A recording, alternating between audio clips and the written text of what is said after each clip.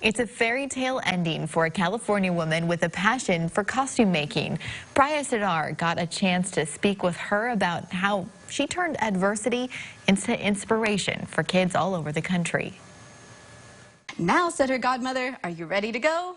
Cinderella looked down at her clothes. She hated to seem ungrateful, but she could hardly go to a ball dressed like this. Once upon a time in Oceanside lived a woman, Mandy, her husband, Ryan, and their 8-year-old daughter, Kaylee. Their tale is one of happiness, love, and family, but it wasn't always an easy one.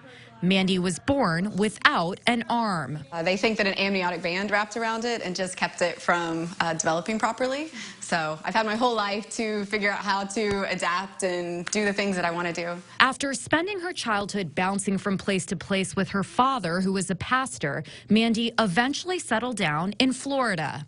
It was there that Mandy met Ryan. Eventually, they got married and had a baby girl. It's our second Valentine's Day. I went out and bought her a sewing machine because in the Marine Corps, my job is parachute rigger or flight equipment technician. We basically sew and repair fabric things that the aircrew use. So I know how to use a sewing machine. I bought her a sewing machine because she is a theater arts major and she had her own little book of costumes she wanted to design for theaters.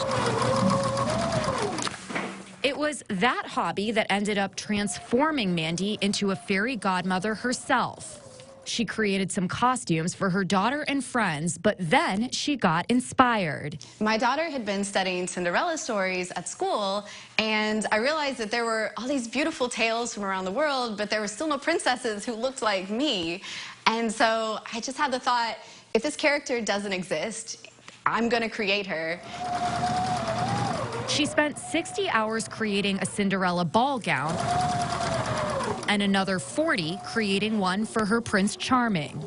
She wasn't sure exactly what she wanted to do with it all, but she knew she wanted to highlight and celebrate her difference. When I was growing up, I rarely saw anybody who looked like me on television, but I still didn't see amputee women being portrayed as beautiful or strong, and so it took me a really long time to recognize that the things that make us different and unique can actually be really positive traits.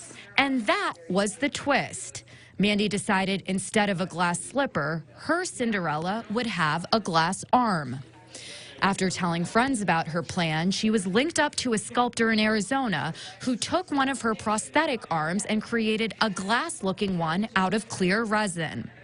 She posted the pictures on her Facebook, and overnight, the post went viral with thousands of likes. I've actually been amazed that everybody has been so positive and encouraging. You know, it's kind of scary to put yourself out there on the internet like this, but it's been incredible how everyone has just had positive messages to convey. She now has received messages and pictures from families across the United States who say she's an inspiration. Her Prince Charming says all of this couldn't be happening to a better person. I'm very proud of her. Definitely. She definitely deserves it. She's a very sweet person and a very compassionate person for people. Mandy has created a new Facebook page where she's invited her followers to share their own stories about celebrating their differences. I began to realize, you know, this is something really special, and I at least wanted kids who were like me, who had some kind of physical difference or a limb difference, to be able to see it, to maybe inspire them that they can be the hero of their own story too.